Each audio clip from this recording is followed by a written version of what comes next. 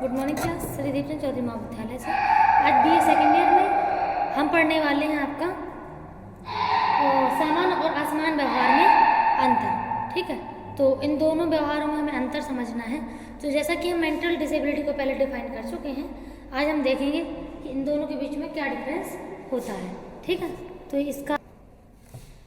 तो यहाँ हमारे पास कुछ पॉइंट हैं जिन पॉइंट को देख कर के हम एक सामान्य व्यक्ति के व्यवहार में और एक असमान व्यक्ति के व्यवहार में डिफरेंशिएशन कर सकते हैं कि दोनों व्यक्तियों के व्यवहार में क्या क्या अंतर देखा जाता है। ठीक है, किन अंतरों को देख कर के हम ये अंतर कर सकते हैं कि कौन सा व्यवहार सामान्य व्यक्ति का होता है, कौन सा असमान व्यक्ति का होता है। जैसा कि हम सभी जानते हैं, हमने अपने आसपास कई सारे मेंटल पेशेंट्स को देखा हुआ है।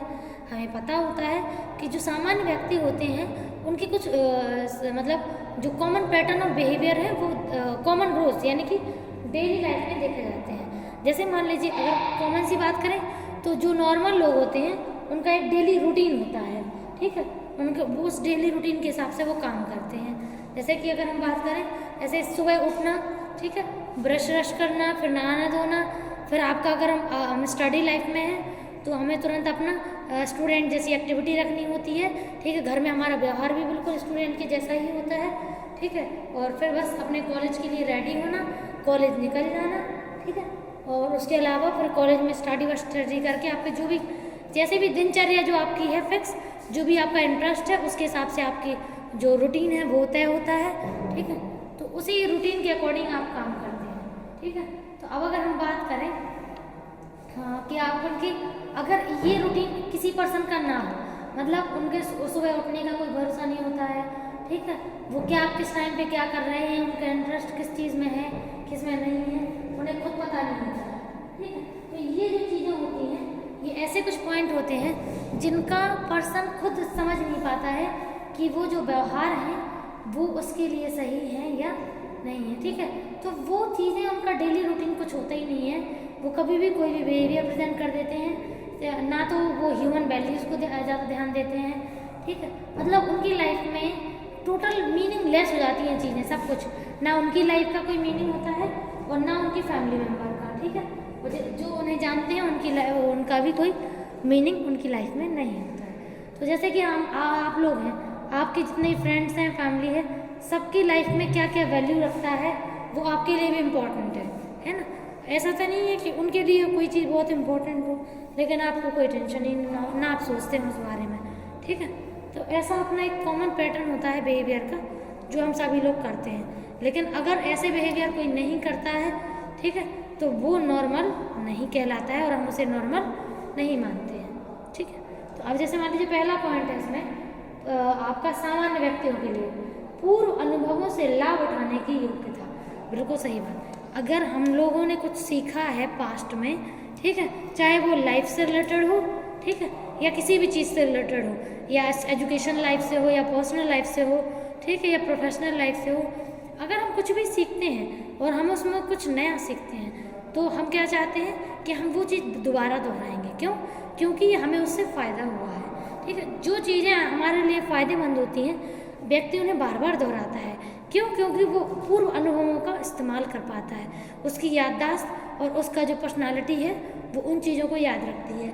लेकिन अगर बात करें आपके असामान्य व्यक्तियों की तो वो पूर्व अनुभवों से लाभ नहीं उठा पाते हैं, वो अयोग्य होते हैं। क्यों?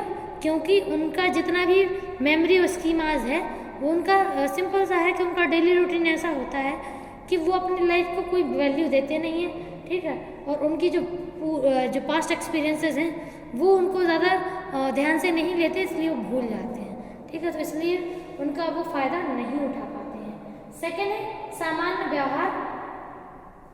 अब जो सामान्य व्यक्ति होते हैं उनका व्यवहार कैसा होता है? बिल्कुल सामान्य लोगों की तरह। ठीक है, डेली रूटीन जैसा है बिल्कुल वैसे ही उनका व्यवहार होता है। ठीक है, और अगर हम बात करें इनकी, ठीक है, असमान व्यक्तियों की, तो इनका व्यवहार अनोखा होता है। अनोखा समझते हैं ना, किसी भी वक्त कोई भी व्यवहार प्रेजेंट करना, बिना लॉजिक के व्यवहार प्रेजेंट करना और बिना किसी कारण के। ठीक है, ना तो उनके व्यवहार करने के पीछे कोई कारण होता है और ना कोई लॉजिक होता है। वो कभी भी किसी भी वक्त पे कोई भी व्यवहार कर देते हैं। ठीक है, तो ये होता है। अब जैसे मान लीजिए अगला पॉइंट है सामान्य व्यक्तियों है सूझ की योग्यता। तो सूझ क्या होता है? सूझ मीन्स होता है इंटेलिजेंस, ठीक है, इंटेलिजेंस। जैसे कि मान लीजिए सूझ के लिए सबसे एक अच्छा एक एग्जाम्पल है चिंपैंजीज का या बंदर का, ठीक है। जैसे मान लीजिए एक रूम में एक ऊपर एक डोरी में एक केला बंधा होता है, ठीक है, और उस नीचे बहुत सारे बॉक्सेस पड़े होते हैं और रूम में बंदर को अकेला छोड़ दिया जाता है। अब बंदर को जब तक ध्यान नहीं दिया उसने केले पर, तब तक नहीं उसे पता, लेकिन जैसे ही उसने केले पे ध्यान दिया तो उसने सोचा कि उसे केला खाना है, ठीक है। अब केला खाना है, अब लेकिन वो केला बंधा है ऊपर है और उतना कुछ है नहीं ऐसा कि जिसमें वो चढ़ के वो सीधा सा, मतलब वो दीवार पे नहीं है, वो मिडल में है बिल्कुल, है जहाँ पे पंखा टंगता है उसी जगह पे टांगा हुआ। अब वो उसको समझ नहीं आ रहा। अब उसने क्या किया, एक एक पहले उछल उछल के उसने केले को पाना कोशिश की, लेकिन वो पा नहीं पाया, ठीक है। उसके बाद वो क्या करता है, जो बॉक्सेस पड़े थे आसपास, उन बॉक्सेस को एक के ऊपर एक को उसने रखा और उन्हीं बॉक्सेस के ऊपर चढ़ के उसने उसको केलों को पा लिया। तो उसने क्या किया, यहाँ पे उसने अपने सूझ यानी कि इंटेलिजेंस लेवल का यूज़ किया है कि वो उसको कैसे पाए, मतलब उस तक पाने के लिए उसको क्या करना होगा, ठीक है। तो ये थी उसके अंदर सूझ। सो ये तो नॉर्मल व्यक्तियों के अंदर होती है, लेकिन बात करें एबनॉर्मल लोगों की, तो एबनॉर्मल लोगों के अंदर इंटेलिजेंस लेवल तो होता है, लेकिन वो अपने उतने इंटेलिजेंस का यूज़ नहीं कर पाते हैं, ठीक है, सूझ की कमी होती है। अगला है परिस्थितियों के अनुकूल व्यवहार, ठीक है। तो ऑब्वियस है, जैसे अगर कहीं मातम का माहौल है तो व्यक्ति शांत रहता है, और खुशी का माहौल है तो व्यक्ति हंसता गाता है और चिल्लाता है और डांस वगैरह भी करता है। तो ये क्या है, ये एक नॉर्मल व्यक्ति का व्यवहार है, उसे पता है कि जहाँ जैसी परिस्थिति होगी हमें वैसे ही व्यवहार करना है। लेकिन एबनॉर्मल व्यक्ति किसी भी स्थान पर कैसे भी व्यवहार करता है, उसका कोई मतलब फिक्स नहीं होता है, ठीक है।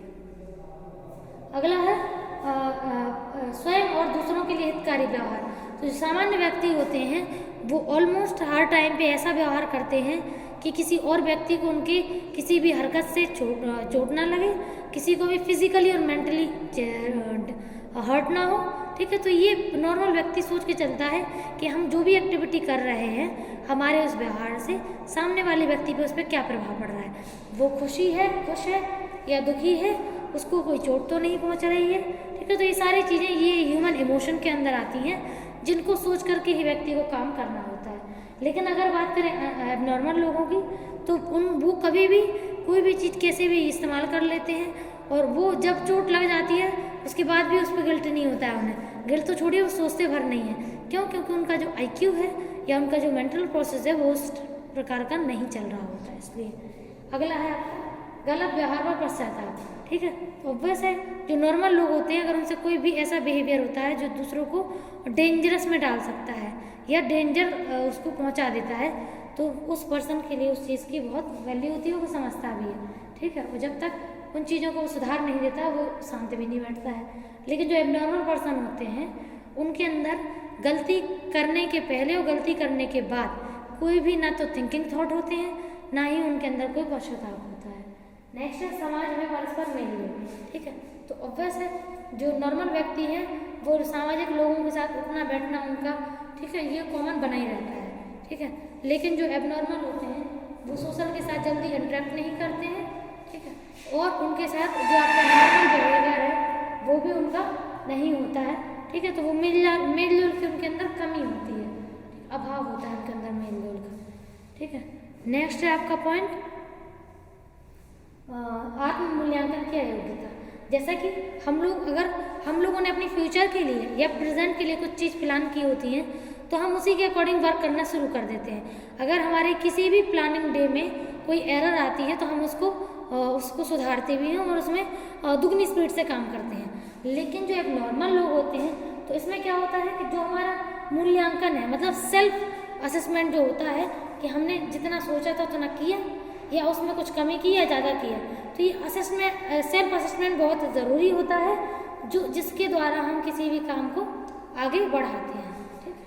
तो सेल्फ असेसमेंट बहुत इम्पॉर्टेंट होता है, क्योंकि अगर सेल्फ असेसमेंट हम नहीं करते हैं तो हम ऑब्वियस है कि हम अपने जितना भी हमारा जो वर्क है हम उसको एक सिंक में नहीं कर पाएंगे, ठीक है। और अगर आपका एबनॉर्मल लोगों की बात करें तो वो सेल्फ असेसमेंट नहीं कर पाते हैं, वो सिर्फ इसलिए क्योंकि उनका डेली रूटीन का कोई चार्ट भी नहीं होता है और ना ही वो अपने आप के बारे में कुछ आगे सोचते हैं कि उनको क्या करना है और क्या नहीं करना है, तो मूल्यांकन भी वो नहीं कर पाते। Thank you.